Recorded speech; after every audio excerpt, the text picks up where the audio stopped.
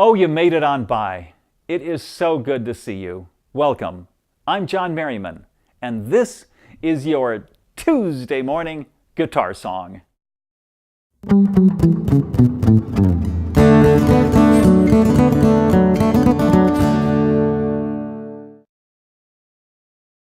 The X Factor. Every talent scout in the world is out there looking for someone with that X Factor. The X Factor is undefinable. You can't fake it and you can't learn it. You can't teach it and it knows no formula.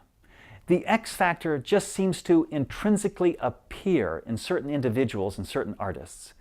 It's like a power or an aura that surrounds somebody, and it magnetizes people to them. You only know it when you see it, or probably better said, when you feel it. Now, the X Factor can come in any shape or size. It could be a loud, brash, over-the-top rocker, or it could come in someone like our feature artist today, a quiet, soft-spoken Midwestern girl that plays the fiddle and sings. Alison Krauss. To me, she is walking, talking X Factor. She is just adored by her fans. So many glitzy, glamorous music stars want to be seen with her or record albums with her. Almost everything she does becomes successful. When you got it, hey, you got it. Even in someone like Alison, who is so unassuming, so down to earth, and so authentic. To me, she just glows with X Factor. And I think you can see this all through her youth. She was born in 1971. She was raised in Champaign, Illinois. Her father was a German immigrant, and he taught German in Champaign, and her mother was a second-generation immigrant, and she came from a family of artists. At 5 years old, Alison started violin lessons, and she soon switched from classical lessons to bluegrass lessons because she developed a very young passion for that style of music. Now, by 8 years old, she had gotten so good so quick that her parents started entering her in fiddling competitions around the state of Illinois. Now, keep in mind, all these competitions are not youth competitions. They are open competitions. They're the real thing. Anybody can compete. At 12 years old, Alison wins the Illinois State Fiddling Contest. And then at 13 years old, Alison wins the National Fiddling Contest at Winfield, Kansas. That's just an incredible feat.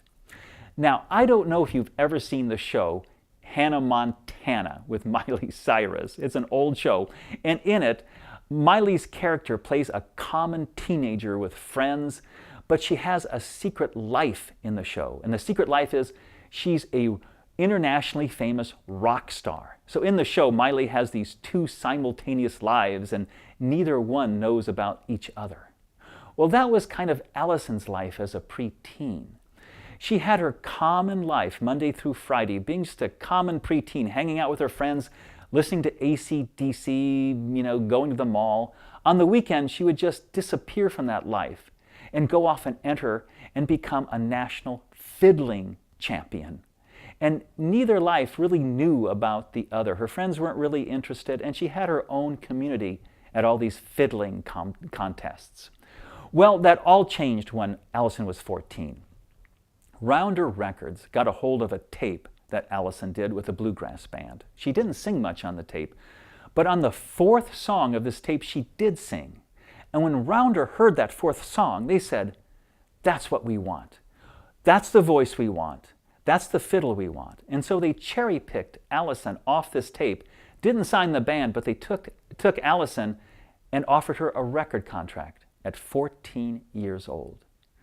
By 16 years old, Alison released her first record. It was very well received. It was so well received by the bluegrass community of this country. They saw in Alison the new face of bluegrass. She was going to bring bluegrass to a whole new generation, and she did. By 17 years old, she was on the stage of the Grand Ole Opry. And by 21 years old, she was a member of the Opry. She at that time was the youngest member and the first member to be from the bluegrass tradition to join the Opry in 29 years. She kept releasing albums, and they started moving up the country charts also. And soon everybody had heard and had fallen in love with Alison Krauss. Now, Alison had a very interesting history as a musician also. She was very unique as a child in the fact that when she was 14, Rounder gave her the permission to choose her own music and set her own course musically. And this was rare for somebody of that age. And she showed such great maturity at a young age. She was so loyal to her concepts of what she wanted to communicate in music. Everyone that heard her music felt its authenticity, felt her heart of gold, and they felt that X factor that is Alison Krauss. And she's still at it today. She just released another solo album. Well, you know, I think our show here has a little X factor also. And our X factor is called your Tuesday Morning Fun Fact.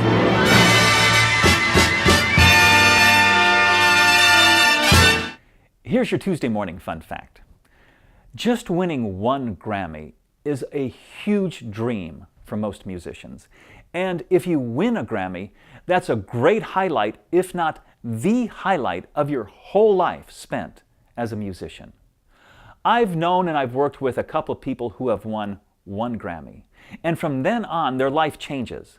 From then on, they are known as the Grammy Award-winning so-and-so.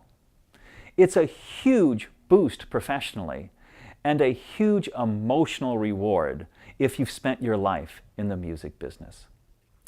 Now, Alison Krauss has won 27 Grammys. She is number 2 on the all-time recipient list of Grammys and the top recipient female. 27 is a lot of Grammys, and I only have one thing to say. Alison, if you're listening, could you just spare one Grammy? I've got this great speech I've been daydreaming on for years to accept a Grammy, and I'd just love for you to hear it. So call me, okay? So anyway, that's your Tuesday morning fun fact. Let's go back to 1995. It's a top 10 country hit for Alison. So please don't go away. I'll be right back.